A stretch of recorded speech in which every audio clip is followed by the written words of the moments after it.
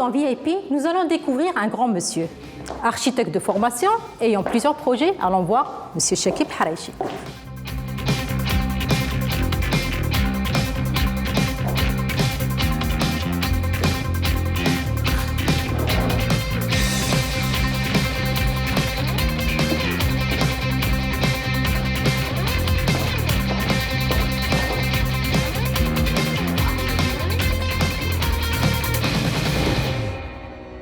Chers téléspectateurs, souhaitez-moi bon courage. Pourquoi? Si Chakib Haraichi n'est pas beaucoup parlé de lui, mais on va essayer d'avoir beaucoup d'informations. Bonjour. Bonjour, Badik. Soyez la bienvenue. Merci beaucoup, si Chakib. Donc, vous êtes architecte de formation, vous avez des projets, et je ne sais pas par quoi commencer exactement. On va commencer par le commencement, c'est le côté architecture. Oui, je suis architecte depuis quelques décennies. Je ne vous dirai pas combien de décennies, mais il y en a pas mal. J'ai exercé mon métier avec beaucoup de passion, avec abnégation, je dirais même avec dévouement, et avec beaucoup de respect pour mes clients, pour les gens pour qui je construis. Voilà, et j'ai un parcours, tout ce qu'il y a de plus normal, il n'y a rien de particulier. Ah, avec une belle réussite, masha'Allah. Donc, on tient à connaître plus si Chakib Haraichi dans cette émission-là. Et j'ai une question par rapport à l'architecture. Quels sont les projets que vous gardez dans votre cœur aujourd'hui? Écoutez, je suis intervenu dans plusieurs projets. Au début de ma carrière, j'étais dans le scolaire. À l'époque, c'était le ministère des Travaux publics et le ministère de l'Équipement qui construisait des collèges et des lycées. Et j'ai construit à travers tout le Maroc beaucoup d'établissements scolaires. Ensuite, j'ai travaillé dans l'hôtellerie avec quelques hôtels à Oujda, Marrakech et même à Casablanca. Et j'ai réalisé aussi des projets industriels, des villas privées. C'est-à-dire que durant ma carrière, je n'ai pas eu de spécialité. Encore heureux, parce qu'un architecte doit pouvoir, comme l'acteur qui joue plusieurs rôles, un architecte doit pouvoir faire face et réaliser plusieurs types de projets. Ça va de l'usine. Je me rappelle d'un projet que j'ai réalisé, une salle d'opération pour les chevaux. Donc c'était une problématique qui était particulière. J'ai réalisé par exemple des usines de médicaments. Et chaque fois, c'est une problématique qui est différente à laquelle l'architecte doit s'adapter et surtout doit répondre. Oui. Non seulement sur le plan esthétique, mais surtout sur le plan fonctionnel. Très bien. Et après, il y a eu Alpha Air. C'est quoi l'histoire d'Alpha Air? Comment ça a commencé? Je sais que vous avez commencé par un premier avion pour vous priver avant que vous ayez cette affaire-là. L'histoire d'Alpha Air, elle est toute simple. Moi, je pilote depuis 35 ans. Et comme le Maroc est un très grand pays, pour pouvoir gagner du temps, j'ai acquis un avion, au départ un petit avion, un monomoteur, et c'était pour pouvoir effectuer mes visites de chantier à travers toutes les villes du Maroc où j'avais... Pour gagner du temps. Pour gagner du temps. L'avion était... D'abord, en plus de la passion, bien sûr, un outil de travail. Un outil de travail. Moyen de transport rapide. Et un moyen de transport rapide. J'étais libre. Et j'avoue que l'avion m'a beaucoup aidé. M'a beaucoup aidé dans ma carrière par le gain du temps. Parce qu'un architecte, comme n'importe quel prestataire de service, il vend du temps. Et si on peut gagner du temps, on gagne beaucoup de choses. Nous allons voir ça dans le reportage, que vos avions Alpha Air ont aidé beaucoup de personnes, que ce soit dans le côté médical ou pour aider les gens à atteindre un lieu plus rapidement. On va voir ça dans notre reportage.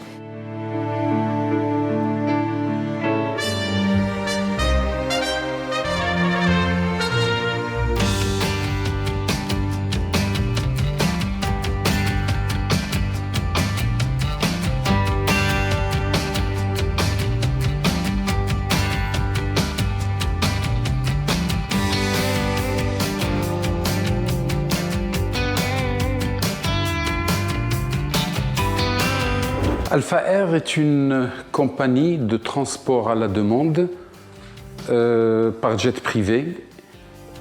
C'est une compagnie marocaine, 100% marocaine, il n'y a pas de capitaux étrangers. Tous les capitaux sont marocains et je dirais même c'est une entreprise familiale. Elle opère depuis 8 ans exactement. La progression a été régulière. En 2007, Alpha Air avait un avion. En 2012, un deuxième avion. En 2013, un troisième. Et ensuite, un quatrième et un cinquième avion. L'activité de Alpha Air se divise en trois. D'abord, le transport des passagers. اليوم اختارت نسرين أنها تستضيف الفنان المغربي معتز أبو الزوز باش يخوض تجربة الطيران الخاص. معتز غادي يكون رفقة زميلة ليه في الوسط الفني سكينة الشرقاوي واللي كتار منكم تعرفوا عليها خلال مشاركتها في ستار أكاديمي لبنان. معتز وسكينة ماشي أول مرة غادي يخوضوا تجربة الطيران بحكم عملهم الفني وتنقلاتهم المستمرة. والآن غادي يركبوا هاد السيارة التابعة لألفا إير واللي غادي تنقلهم لمطار بن سليمان. هذه أول انطلاقة في رحلتهم لخوض هذه المغامرة الخاصة والاستثنائية مع ألفا إير. غادي يعيشوا ان فول سبيسيال اي في اي بي.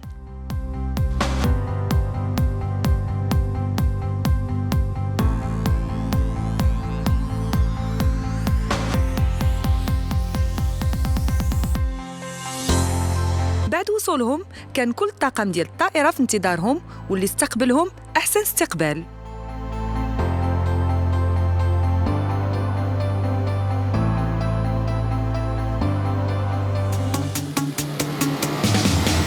بدات الرحلة الجوية وانطلقت الطائرة.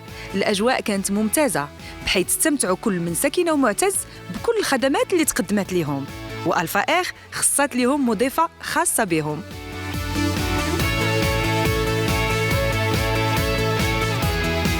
وصلنا لنهاية اللحظات الممتعة والخدمات الخاصة والآن غادي نرجعوا عند شاكيب الحريشي باش يقربنا من الخدمات الأخرى اللي كتقدمها ألفا إير.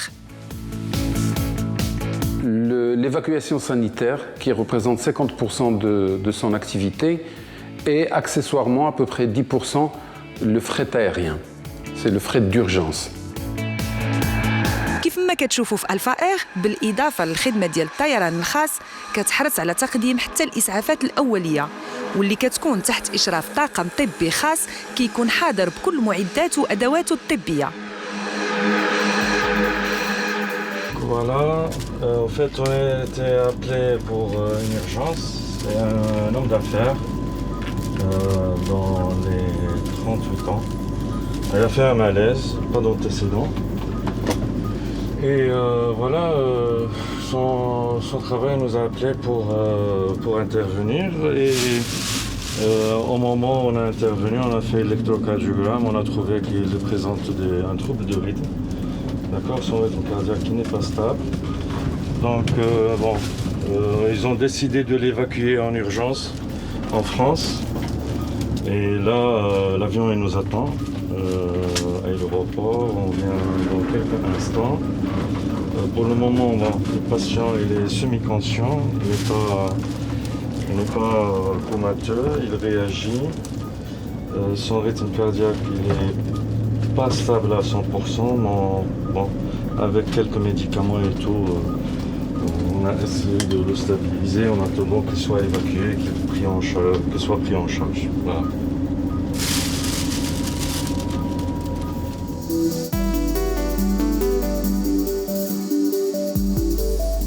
Maintenant, pour parler des avions, en 2012, ou plutôt en 2008, Alpha Air a acquis un premier avion, un premier Falcon. C'est un Falcon 10 qui est un avion extrêmement rapide et qui permet de relier par exemple Casa-Paris en 2h20. Et il y a 6 places, pas plus de 6 places. Et il sert aussi bien au transport des passagers qu'au transport des malades qui sont dans l'urgence pour rejoindre une destination quelconque. Voici un des 2 Falcon 10 dont dispose Alpha Air. Donc là, on saute à un type d'appareil totalement différent, hein. C'est, comme vous le voyez, un biréacteur qui a une autonomie de l'ordre de 3200 à 3300 km à des vitesses qui sont celles des jets, hein, 850, 900 km/h. Et les altitudes de croisière sont similaires aussi aux avions commerciaux, aux jets commerciaux, à savoir entre 37 et 40 000 pieds d'altitude, hein, de l'ordre de 12 à 13 000 mètres d'altitude. Donc là, c'est un appareil dont l'équipage de conduite est nécessairement constitué de 2 pilotes. Et systématiquement, dans les Falcon 10, le Falcon 20 et le Jetstream, il y a une hôtesse aussi pour le confort des passagers. Alors, en l'occurrence, là tout de suite, ce Falcon 10 est configuré en version médicale, hein, c'est-à-dire qu'il y a une civière et l'appareil est en mesure d'accueillir un patient ou un blessé. Voilà, configuration sanitaire actuellement. Voilà, donc le second appareil Falcon 10 d'Alpha Air, qui lui est en configuration passager, mais les caractéristiques demeurent les mêmes, hein. C'est toujours 2 pilotes, 3200, 3300 km et toujours des vitesses de 900 km/h. Alors les 2 appareils en version passager peuvent prendre de 6 à 7 passagers. Alors nous voici devant le 4e appareil de la flotte Alpha Air. Il s'agit d'un Falcon 20, d'un Dassault Falcon 20. C'est un peu le grand frère des Falcon 10 que nous avons vus précédemment. C'est un appareil qui est beaucoup plus spacieux, hein, dans lequel la plupart des passagers peuvent tenir debout, qui a un cabinet de toilette séparé, qui accommode dans un grand confort 9 passagers et qui a une autonomie beaucoup plus importante, hein, de l'ordre de 4400 km à des vitesses qui sont similaires, hein, voilà. Donc un appareil vraiment de plus fort tonnage que les Falcon 10 que nous avons vus précédemment. Alors, le Jetstream 32 est un appareil conçu par British Aerospace, hein, construit à côté de Manchester en Angleterre. C'est conçu d'emblée pour être un petit feederliner au commuter, c'est-à-dire un avion de 19 places pour les liaisons régionales. C'est un appareil qui accommode 19 places en configuration normale, mais nous avons des versions plus confortables en enlevant un certain nombre de sièges, de 15 places, 13 places, et aussi des versions sanitaires, hein. C'est un appareil qui peut quand même prendre jusqu'à 3 civières, hein, pour des vols médicaux, et sur des distances avec un plein carburant complet pour des vols d'à peu près 1500 km. Hein. Donc ça nous emmène à Darla ou au nord de l'Espagne jusqu'à Bordeaux, un petit peu au sud de Paris, voilà, au nord. À nouveau un appareil qui nécessite 2 membres d'équipage, 2 pilotes, et en version passager, systématiquement une hôtesse, bien sûr. Ce que je veux dire aussi, c'est que si Alpha Air existe aujourd'hui, si Alpha Air a progressé, c'est essentiellement grâce aux hommes et aux femmes qui constituent l'équipe d'Alpha Air. Nous sommes à plus d'une vingtaine et nous avons un service qui est en alerte 24 heures sur 24. Nous répondons à toutes les demandes, quelles qu'elles soient. Notre flotte nous permet toujours de dire oui, d'être disponible. Et nous sommes un acteur économique qui joue son rôle dans le tissu économique du Maroc. Même si on n'est pas très nombreux, même si l'entreprise est petite, son rôle est très important et il est très grand.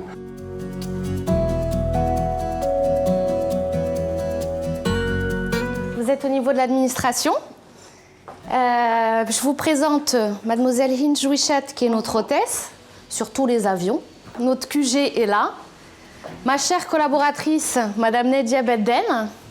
Bonjour. Voilà. Donc là, moi, je suis au niveau de cette position. Je gère tout ce qui est commercial. Le reste de l'équipe n'est pas là, malheureusement. Ils sont en réunion avec notre chef des opérations et tous les autres pilotes. J'aurais aimé vous montrer aussi quelques outils, mais là... Alors, par exemple, ici, normalement, on a les caméras de l'atelier de Ben Slimane que vous avez l'occasion de visiter. Et nous avons un autre outil de travail qui est le Spider Track, où on peut savoir exactement la position de tous les avions. Toutes les missions qui sont engagées, on peut effectivement, de l'administration, pouvoir tout gérer. Voilà, donc on est une bonne petite équipe très soudée, très motivée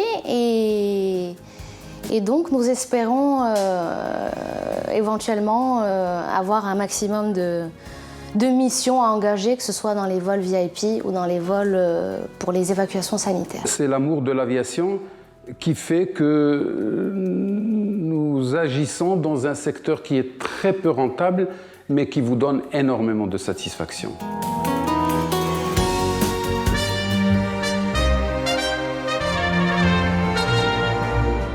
Et c'est votre hôtel, Apart Hotel, c'est ça? Le nom initial est Casablanca Apart Hotel, mais récemment on a changé de nom.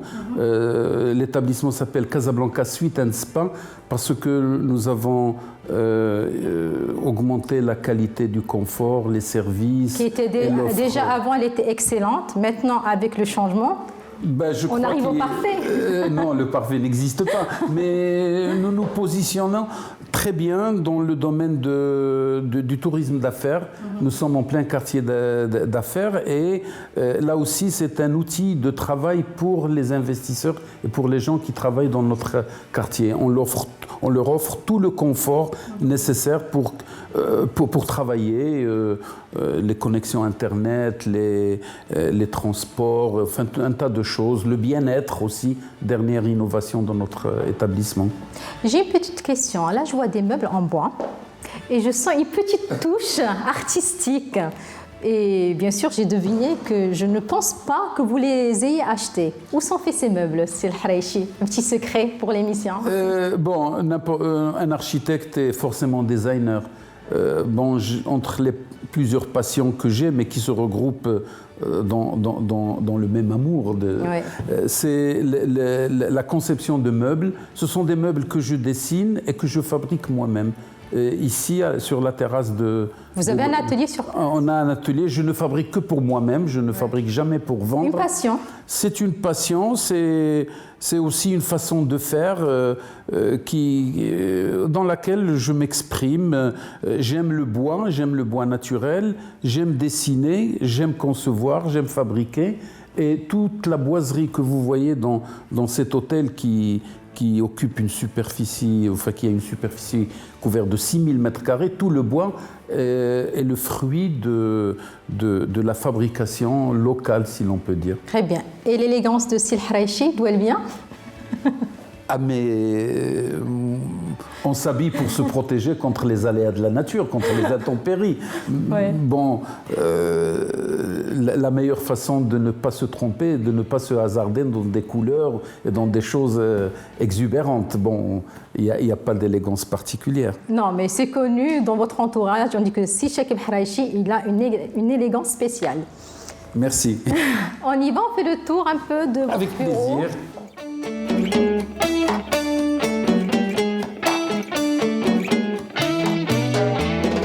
شكيب الحرايشي غادي ياخذنا الآن رفقة نسرين في جولة لسون هوتيل سويت كازابلانكا باش نكتشفوا كل مرافقه ومميزاتها. Donc ici, on est dans un atelier de bois. Je vois qu'il y a des sculptures, des petites créations. Donc ça, c'est l'œuvre du menuisier Siwaïd. Moi, je ne dessine pas des animaux. Moi, je dessine des meubles. Je dessine des meubles et je les réalise ici parce que j'aime bien le bois qui est un matériau noble et naturel.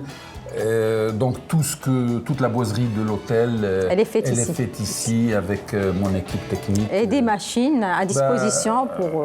Oui, il y a tout le matériel nécessaire pour la fabrication. Ce sont des machines polyvalentes. Et ce que je voudrais dire, c'est qu'on travaille pour nous, on ne travaille pas pour les autres. Jamais on a fait un travail quelconque pour l'extérieur. Et il y a aussi, après la maintenance, parce que vous savez, un hôtel est sujet à une usure rapide puisque c'est un endroit quasi public. Et l'équipe, elle maintient tout ce qui est boiserie. Depuis quand vous avez l'hôtel? Depuis 2004. 2004. Depuis 2004, oui. Très bien. On va aller voir quelques appartements et suites de l'hôtel maintenant. Avec plaisir. Mais j'étais heureuse de voir l'atelier, curieuse. Merci.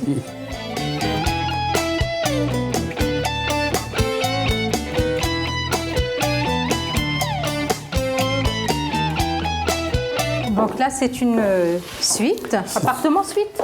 Oui, c'est une suite. Elle fait 55 mètres carrés. Elle se compose d'un salon, d'une chambre à coucher, d'une kitchenette. Pour être à l'aise, surtout pour les hommes d'affaires. Ah oui, vous voyez ici, il y a une connexion Internet. Il y a un grand bureau, pour travailler. Il y a une kitchenette pour préparer le café, etc. Nous avons 23 chaînes internationales. C'est important aussi. Oui, c'est important. Ici, ce qui est intéressant, c'est que la personne peut recevoir, peut travailler dans le salon et l'intimité de sa chambre à coucher, elle est à part. À part, ici. Oui, ici, c'est la chambre à coucher, avec tout le confort nécessaire. Il y a la ligne téléphonique, elle est privative. Il y a climatisation, chauffage, armoire, télévision, il y a tout ce qu'il faut dans cette chambre à coucher.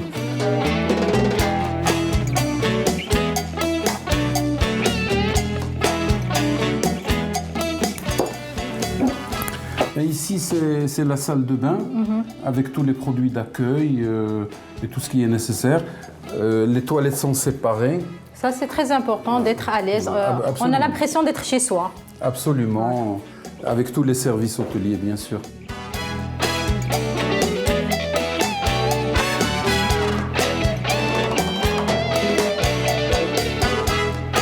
On continue notre visite? Oui.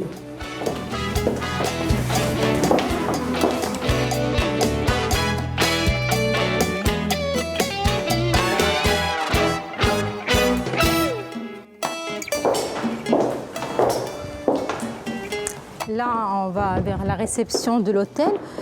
Si Chakib El Haraichi, il y a combien de chambres et suites ici?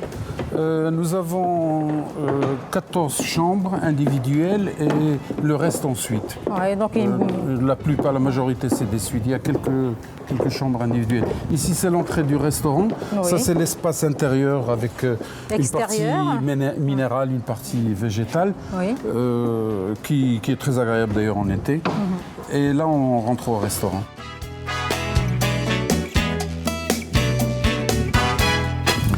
Ici, on est dans l'espace restauration et bar.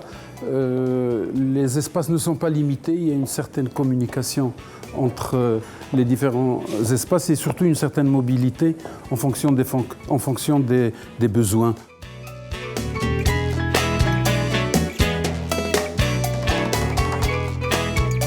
On peut changer l'aménagement quand il y a une petite fête, quand il y a un match de foot ou un selon événement. le besoin. Selon le besoin, quand il y a un buffet, il nous arrive de recevoir jusqu'à 100 personnes. Et en ce moment-là, tout l'ameublement, il est amovible. Très bien. Ça, c'est le coin petit déjeuner avec un buffet.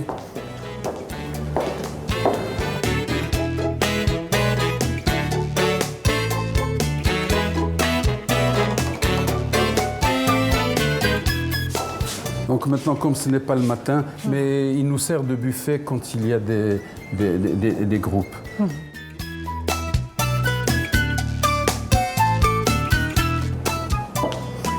Oui, là, il y a un coin salon qui peut être aménagé pour la restauration aussi. Et il y a ici un bar et puis un coin zen avec une décoration végétale qui est plus asiatique. Sur ce côté-là. C'est sur ce côté-là. Et je ne sais pas si vous avez remarqué, mais on joue toujours la transparence. Là où on est, on fait attention au visuel et tout est visible. La lumière aussi. Il y a beaucoup de lumière. Nous sommes dans un pays de lumière. Ici, il y a la bibliothèque avec un certain nombre de livres à la disposition des clients. Et ces meubles, c'est les meubles fabriqués, dessinés, conçus et fabriqués ici. Ils sont très jolis. Cette commode aussi, c'est du bois massif de chêne. Mais j'arrive à voir votre style, Monsieur El Haraichi. Maintenant, ça y est, j'arrive à voir les meubles made in Morocco by si Chakib El Haraichi. Merci. C'est très joli. Merci.